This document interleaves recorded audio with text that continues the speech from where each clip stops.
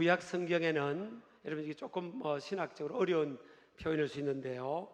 자기 성찰을 위한 기도가 두 종류로 표현이 되어 있어요.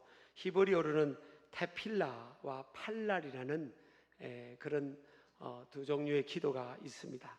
이 테필라는 하나님께서 이 어려운 믿음의 사람의 현장에 직접 개입하셔서 간섭해 달라는 이 강청의 기도를 테필라라고 하고요. 팔랄은 하나님 말씀대로 내가 이렇게 살겠습니다 결단하는 그런 기도의 내용입니다. 오늘 시편 86편은 테필라 레다위드라고 다윗의 시라고 이게 히브리어로 표현되어 있어서 다윗의 하나님 앞에 강청 기도인데 내 삶의 이 어려운 현장에 직접 개입해 달라는 그런 강청 기도의 모습으로 표현이 되어 있습니다. 오늘 이 다윗이 기도할 때 그 상황이 이 시편 이 내용에 표현이 되고 있는데요. 다윗의 현실을 보면 사실 다윗은 믿음의 사람이고 신앙의 사람입니다. 하나님께서 또 인정을 했죠. 너는 내 마음에 합한 자라. 영어로 하면 너는 You are a man after my own heart 그랬어요. 직역을 하면 너는 내 마음속에 꼭꼭 숨겨둔 그 한 사람이다. 이처럼 하나님께서 좋은 평가를 한 다윗임에도 불구하고 지금 이 시편을 노래할 때 기도할 때 현실은 크게 보면 삼중주의 고난이 있습니다. 가난이 있고 더한 궁핍이 있고요. 다양한 필요가 있다는 거예요. 그리고 14절에 보면 많은 교만한 자들, 포악한 자의 무리라고 합니다. 무리는 한두 사람이 아니죠. 무리를 통해서 둘러싸여 있는 그런 고통과 공격의 상황이 다윗에게 있습니다. 그래서 믿음의 사람의 삶에도 하나님께서 특별하게 인정하고 있는 사람의 삶에도 이처럼 삼중주의 고통이 있을 수 있구나 하는 것을 우리도 알아야 될 것입니다. 그럼 이런 삼중주의 환난을 대하는 다윗의 태도가 어떠한가라는 겁니다. 세 가지로 한번 간추릴 수가 있는데요. 첫 번째는 이 환난을 통해서 자신의 연약함을 깊이 자각하고 인정합니다. 사람은 이 환난이 없으면, 어려움이 없으면요, 내 한계를 잘 몰라요. 그래서 인간은 아담과 하와로부터 물려받은 이 피가 있는 거예요. 죄의 근성이 있어서, 이거 쉽게 말하면 독립성이에요. 이런 독립성이라고 하면 뭐 좋게 보일 수 있지만 영어로 하면 independent attitude라고 그러거든요. 예, 독립적인 태도. 이게 이제 영어로 보면 우리로 생각하면 독립성이 있으니까 좋게 보겠다 하지만 사실은 부모와 자식 관계에서 independent라고 뭐예요? 부모 말 안 듣고 지 마음대로 산다는 거예요. 이게 이제 independent attitude라고 그럽니다. 하나님과의 관계에서도 마찬가지예요. 각기 제 길로 갔다는 말이 뭔가 하면 자기 마음대로 살고 싶은 거예요. 그래서 인간은 아담과 하와 이후로 그런 피가 흘러서 지 마음대로 살고 싶은 거예요. 그래서 하나님께서 적당한 고난을 허락하셔서 네 마음대로 사는 게 인생이 되는 게 아니야. 네 스스로 할 수 있는 게 없어. 시편 127편 1절에 보면 여호와께서 집을 세우지 아니하시면 세우는 자의 수고가 헛되며 여호와께서 성을 지키지 아니하시면 파수꾼의 경성함이 헛되다 그랬잖아요. 그래서 인간은 살아가면서 어려움을 통해서 자기 한계를 느끼는 거예요. 그리고 자각하는 겁니다. 그래서 믿음이 있는 사람은 그 한계를 통해서 하나님 앞에 자기를 세우는 그런 기회로 이제 나아가게 되죠. 그리고 하나님은 하나님께서 쓰시는 사람의 공통점은요, 철저하게 자신의 연약함을 인정하는 사람이에요. 철저하게. 그래서 하나님도 의지하는 사람이 아니라 하나님이 쓰시는 사람은 여러 가지 완벽한 사람이 아니에요. 하나님만 의지할 수 있는 사람. 하나님도 의지하는 그 한자 차이가요, 하늘과 땅 차이잖아요. 저와 여러분도 하나님만 의지하는 모습 되기를 주의 이름으로 축복합니다. 이 사도 바울이 고린도후서 12장에 보면 이런 고백을 합니다. 내가 약한 그때가 곧 강함이라. 2000년 교회사에서 가장 위대하게 쓰임받았던 신약 성경을 약 반 정도 기록을 했고, 가는 곳곳마다 교회를 세웠고 수많은 영혼들을 살려냈던 이 사도 바울이 몸에 병이 있게 된 거예요. 그래서 많은 사람의 병은 고쳤는데 자기 몸에 병이 있으니까 이제 하나님 앞에 특별하게 3번을 기도를 합니다. 하나님, 이 병을 좀 고쳐달라고, 이 육체의 가시를 좀 가져가 달라고. 가시로 표현됐으니까 가시가 있으면 계속 찌르는 거잖아요. 고통스러운 거잖아요. 이렇게 3번 기도하는데 하나님 치료해 주세요, 하나님 치료해 주세요, 하나님 치료해 주세요, 이렇게 3번 한 게 아니라 특별하게 마음 먹고 뭐 일주일이든 작정하고 기도하는 것이 3번 있는 거예요. 이거 고쳐달라는. 근데 하나님의 응답은 내 은혜가 내게 족하도다, 그거예요. 야, 쉽게 말하면 뭐예요? 너 나한테 받은 은혜가, 은총이 너무 커. 그것으로 족하면 돼. 그 뭐예요? 너 그 육체의 가시 갖고 있어도 돼. 왜냐하면 네가 자고하지 않도록, 자만하지 않도록 하기 위함이야. 하나님께로부터 깨달음을 갖게 된 거예요. 그래서 이 사도 바울은요, 평생 육체의 가시를 가지고 살아갑니다. 인간적으로 볼 때는 자존심이 상할 수도 있잖아요. 많은 사람들이 우르르 보고 존경도 하고 치유도 일어나는데, 이 바울은 눈에 보이는 병을 갖고 있으니까. 그런데 하나님께서 응답을 한 거예요. 야, 너 그거 갖고 있는 것으로도 충분하다. 그래야 네가 약함을 인정하고 그때 나의 능력이 너한테 머물러 있게 되는 거야. 이걸 깨닫게 되는 거예요. 하나님이 쓰시는 사람은요, 내가 최고다, 세상적으로 많은 걸 가진 사람을 쓰시는 게 아니에요. 내가 뼈저리게 약함을 아는. 그래서 사도 바울이 태도가 바뀝니다. 자기 약함을 그전에는 감췄잖아요. 내 병 있는 걸 감추고, 내 핸디캡이 있는 걸 감추고, 내게 결핍이 있는 것을 감추고 살았다고요, 바울이. 근데 이제는 자랑하는 거예요. 나 이런 게 약한 게 있어요, 자랑하는 겁니다. 여러분, 저와 여러분도 이게 성숙이거든요. 우리 약함을 감추지 말고 하나님 앞에도 끄집어내고요, 사람들 앞에도 끄집어내는 거예요. 나 이렇게 약하다, 이런 약함이 있다. 근데 그 약할 그때 강하다는 거예요. 그때 하나님의 능력이 머물러 있는다는 거죠. 여러분, 그렇잖아요. 만약에 이 물컵이 있는데 여기에 더러운 물이 밖으로 나가져야 맑은 물이 들어올 거 아니에요. 그렇잖아요. 우리 약함을 인정해야지. 내 자아로 가득 채워져 있으면 하나님이 저와 여러분을 쓰시고 싶어도 못 쓰시는 거예요. 여러분, 바울도 그 약함이 있을 때 쓰임 받았고요. 또 다윗도 약함이 있었잖아요. 태어날 때 막내 8번째로 태어났고, 지금이야 막내가 사랑을 많이 받지만 그 당시는 막내한테는 순서도 돌아오지 않아요. 또 부모가 다윗을 그렇게 사랑하지 않았어요. 신뢰하지 않았어요.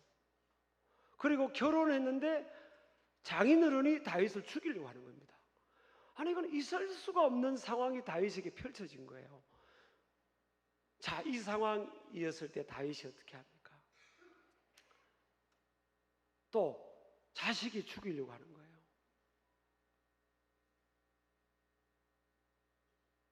그래서 다윗은요, 하나님께 받은 게 너무 많은데 그 가시 때문에 더 엎드리고 더 하나님 찾고 더 하나님께 매달리게 되는 거죠. 여러분, 저와 여러분도 살아가면서 고난이 없으면 좋고요, 환난이 없으면 좋은데, 없으면 얼마나 좋습니까? 가시가 있으면 찔리고 고통스러우니까. 근데 제가 이번에 영국을 가서 목회자 부부 사역도 하고 또 교회 가 설교도 하고 이렇게 돌아오면서 곧 텀바구니 시간에 꼭 제가 가고 싶은 곳이 조지 뮬러, 17,000명의 고아를 먹였던 그 고아원 사역했던 곳에 가보고 싶었어요. 조지 뮬러가 특별히 기록한 기도 응답만 해도 5만 번 이상 기도 응답을 받았잖아요. 조지 뮬러는 기도하면 응답되는 거예요. 근데 그 5만 번 기도 중에도 3만 번의 기도는요, 기도한 것이 24시간 하루 안에 응답이 된 거예요. 그러니까 조지 뮬러는 기도만 하면 거의 즉각 응답해 주시는 거예요. 그리고 얼마나 하나님과 이게 가까워 이게. 근데 조지 뮬러의 삶을 보니까, 제가 이번에 그 박물관 가서요, 20몇 개 조지 뮬러 그에 대한 그 아티클을 벽에 있는 걸 다 읽고 왔어요. 영어로 된 걸 다 읽고 왔는데 너무너무 마음이 짠했어요.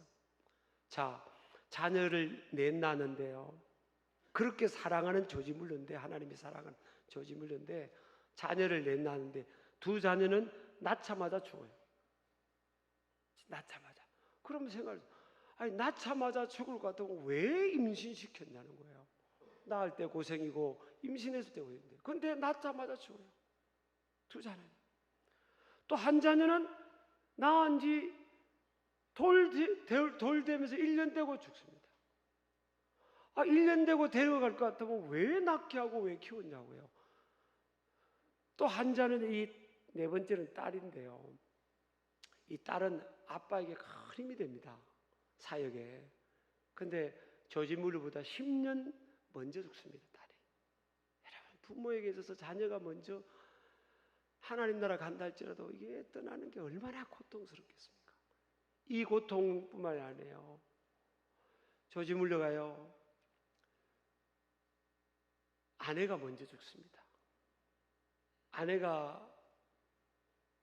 첫째 아내는 연상의 아내를 맞이해요. 아내가 먼저 죽어요. 참, 이게 우리 남자 입장에서도 부인이 먼저 떠나가면 우리 어떻게 삽니까, 우리? 근데 남자들이 아멘 안 하네요, 지금. 난 어떻게 못 살겠어요, 저도. 어떻게 살겠어요. 근데 여자분들은 살 것 같아, 혼자가 돼도. 또 둘째 부인을 이제 몇 년 있다가 사역을 하니까 이제 하는데, 연하의 여인을 만나요. 한참 나이가 좀 적더라고, 10몇 살. 근데 이 부인이 이제 사역에 굉장히 도움을 주고 동반하는 그런 둘째 부인인데, 또 먼저 죽습니다. 그러니까 두 아내가 다 죽고요, 사랑하는 두 아내가 죽고 네 자녀가 다 죽어요. 그런데 조지 뮬러는 17,000명의 고아원들을 먹이는 사역을 하고요. 17,000명이라니까요. 그리고 70이 돼서 고아원 사역을 은퇴를 하고요.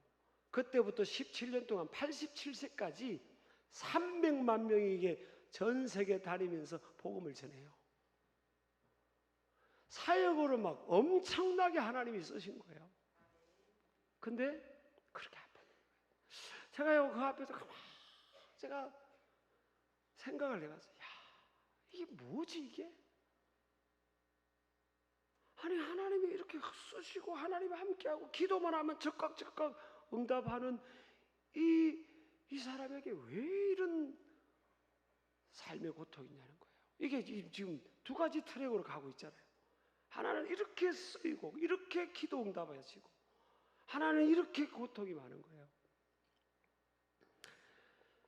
저는 하나님은 실수하지도 않고 손해도 보지 않는 하나님이시니까, 그래서 이 조지 뮬러가 설교할 때마다 사람들이 위로를 받고 힐링이 되는 거예요. 고통을 아니까 바울이 고통을 아니까 바울이 가는 곳곳마다 사람들이 살아라는 겁니다. 다윗이 그 인생의 고통을 아니까 그 광야에서 오갈 데 없는 사람을 다 품는 넓은 마음을 갖게 되는 거예요. 여러분, 하나님은요, 하나님이 하신 일은 절대 실수가 없어요. 주사위를 2번 던지지 않는다고 그랬잖아요. God doesn't play dice라고 했잖아요.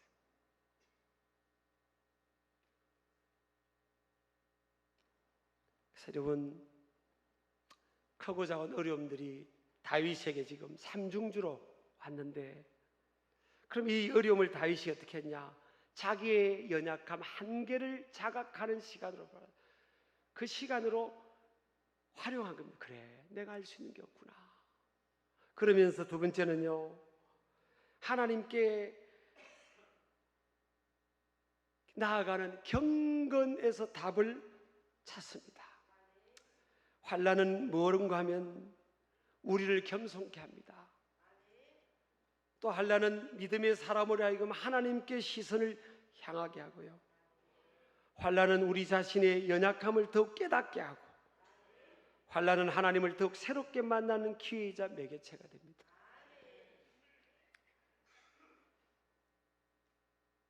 이 경건이라는 것은 2절에 보면, 오늘 시편 86편 2절에 보면, 나는 경건하오니 내 영혼을 보존하소서. 내 주 하나님이여, 주를 의지하는 종을 구원하소서. 그럽니다. 이 경건하다는 것은 히브리어로 키하시드 안이라는 단어예요. 헤세드라는 단어가 하나님의 성품을 말할 때 인자심을 하고 같은 어원입니다. 같은 어원.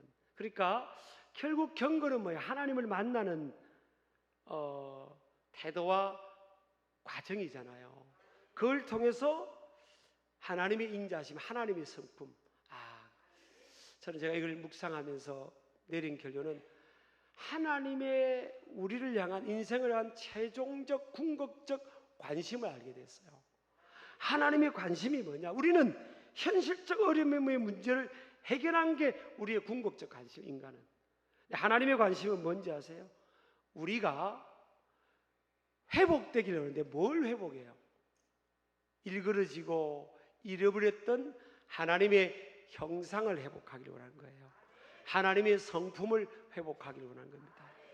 그러니까 하나님 닮는 성품, to be like Jesus, 예수님 닮는 성품으로 회복되기를 원하는 거예요.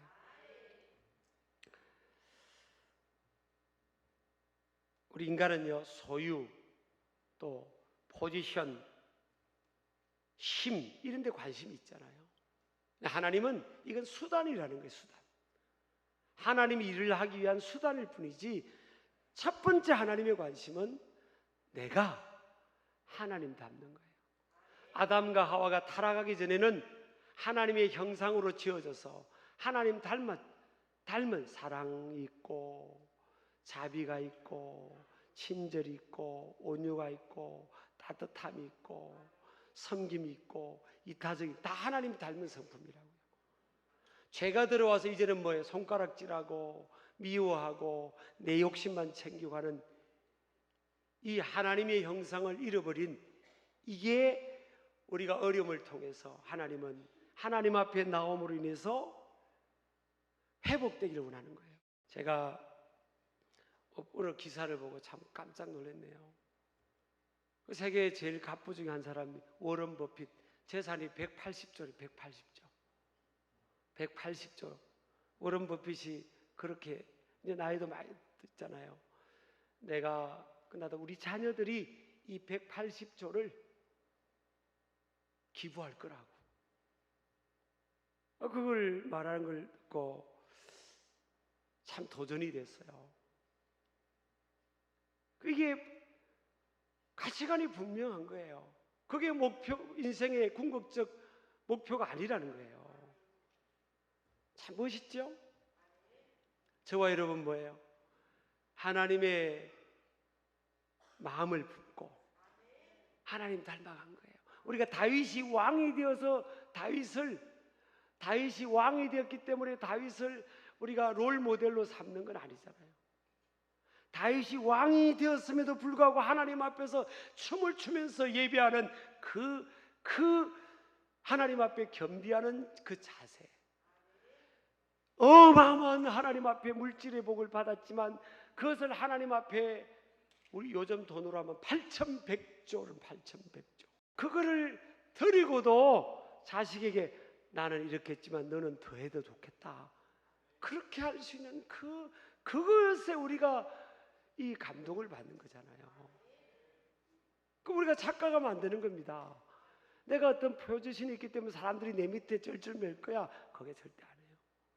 겉으로는 그럴지 몰라도요, 마음의 존경은 그게 아니라 우리가 하나님을 닮아가는 그 모습, 닮아 있는 그 모습, 그런 마음을 품고 살아가는 그 모습, 그것이 감동이 되고 감화가 되는 거거든요.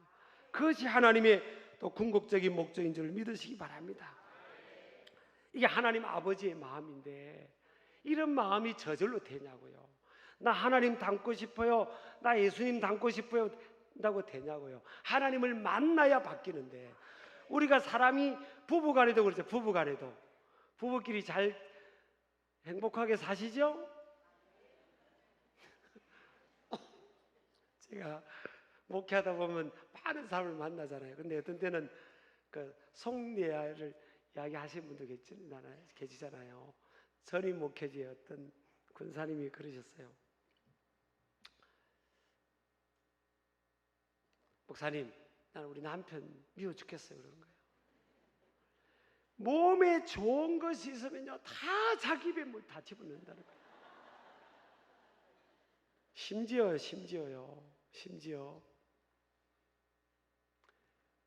그 근사님 몫으로 몸에 좋은 이 보양식을 준비했는데 그것까지 집에 넣어버렸죠.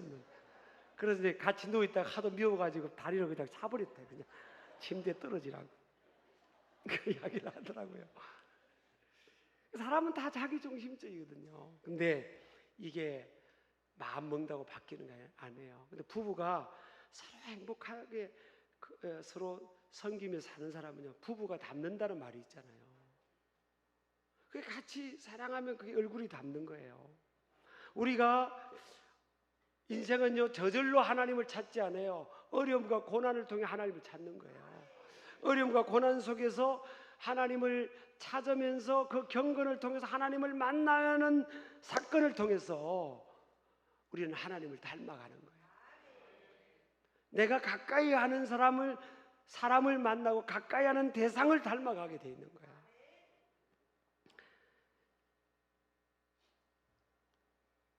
그래서 환난은 하나님의 사랑의 표현이다. 환난은 진정한 신령의 평가다 하는 것을 믿으시기 바랍니다. 그래서 이 환난의 때 또한요, 우리가 뭘 다윗은 세 번째로 구했는가 하면 은총의 표적을 구합니다. 17절에 보면 은총의 표적을 내게 보이소서 그럽니다. 그러면 나를 미워하는 그들이 보고 부끄러워 하오리니 여호와여 주는 나를 돕고 위로하시는 이시니다. 따라합시다. 은총의 표적을 내게 보이소서. 다윗은요 적극적으로 구합니다. 이 은총은, 여기서 쓰이는 은총은요 히브리어로 토바입니다. 토바라는 단어는 창세기 1장 31절에 보면 보시기에 심히 좋았더라 할 때 토바 메오드 그러거든요. 그때 사용됐던 단어예요. 그러니까 내 인생에 좋은 것을 주시겠다고 하신 그 표적, 증거를 내게 보여달라고. 그래야 내가 흔들리지 않고, 그래야 나를 힘들게 하는 이 세상이 나를 보면서 부끄러워하고 살아계신 하나님께 영광 돌리지 않겠냐. 그렇게 다윗이 적극적으로 구합니다. 아브라함이 왜 25년 동안 100세 때까지 아이 없을 때까지 흔들리지 않았습니까? 왜 이삭을 드릴 때도 그렇게 순종할 수 있었겠어요? 왜 다윗이 그 10년의 광야 생활에 버텨낼 수 있었겠습니까? 다 신앙의 위인들은요 하나님께로부터 받은 연총의 표적이 있었다고. 표적이. 그래서 그들은 생존했고, 그들은 무너지지 않았고, 그들은 방황과 흔들림을 멈추게 되었고, 어떤 상황에도 감사하며 기뻐하며 승리의 찬가를 부르게 된 겁니다.